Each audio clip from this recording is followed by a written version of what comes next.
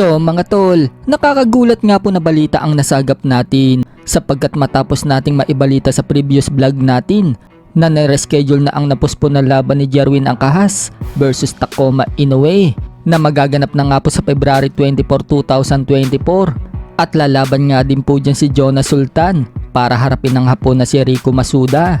8-rounders bout sa timbang ng Bantamweight Division. So bigla nga pong naglabas ng balita si Oli na lalaban din pala sa card na yan ang 2-division world champion at kasalukuyang WBO Super Flyweight World Champion Japanese Junto Nakatani. Aakyat po siya ng dibisyon mula Super Flyweight papuntang Bantamweight Division upang harapin ang WBC Bantamweight World Champion Alexandro Santiago. At base sa post ni Oli mga tol, mukhang main event itong si Junto Nakatani versus Alexandro Santiago. So baka hindi na nga po main event dyan ang Jerwin Angkahas versus Takoma Inoue. So alam naman po natin mga tol na tinatarget ni Astrolabio itong si Alexandro Santiago dahil si Astrolabio po ang mandatory sa WBC. Pero mukhang biglang nagbago ang ihip ng hangin. Si Junto Nakatani na kasi ang target ni Santiago. Kung sakaling manalo nga po si Junto Nakatani kay Santiago, magiging 3-division world champion na ito at baka si Nakatani ang makalaban ni Astrolabio pag nagkataon. Ang pagkakaalam din kasi natin mga tol, may connection itong si Sean Gibbons dito kay Santiago. Kaya siguro hindi maitapat kay Astrolabio itong WBC Bantamweight World Champion. Okay na din yan mga tol dahil kung sakaling makalaban ni Astrolabio itong si Nakatani, lalo kung gaganapin sa Japan, malaking pera ang kikitain ni Astrolabio. Sa kabilang banda naman mga tol, Fighter of the Year at Coach of the Year.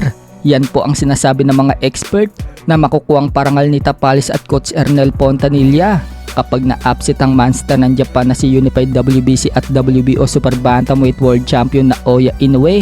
Dihado kasi ang ating kababayan sa laban na yan. Kaya pag naka-upset si Tapales, hindi malayong makuha nga niya ang pagiging Fighter of the Year at Coach of the Year para naman kay Coach Ernel. Dagdag naman ng manager ni Tapales na si JC Manangkil, hindi na daw bago sa kanila ang status bilang underdog. Yan daw kasi ang laban na gusto nila simula pa lang. Samantala, sinabi naman po ni Astrolabio, sa lahat daw na nagsasabi na walang pag-asang manalo si Tapales kay Inoue, mga wala daw silang alam sa boxing. Para kasi kay Astrolabio mga tol, knockout si Inoue pag sumabay kay Tapales. Sa kabilang dako naman mga tol, sinagot na nga po ni General Casimero ang kumakalat na video at photo na umiinom daw siya. Pero hindi naman nakuwanan si Casimero mga tol na may hawak siyang baso na tumatagay. Nakaupo nga lang po siya doon at nakikipagkwentuhan sa mga nagiinuman. Ani Casimero sa post niya sa kanyang FB page, hambog pero hindi nahubog. Ibig sabihin, hambog lang daw siya pero hindi daw siya naglalasing. May nag-comment naman po sa post ni Casimero na yan at sinabing may ibang ibig sabihin daw ang post ni Casimero. Matalino lang daw ang makakaget sa post ni Casimero. So ibig sabihin siguro dyan mga tol, hambog siya pero hindi pa nahihilo o nalalasing sa laban. Kumbaga, hindi pa napapabagsak sa lona.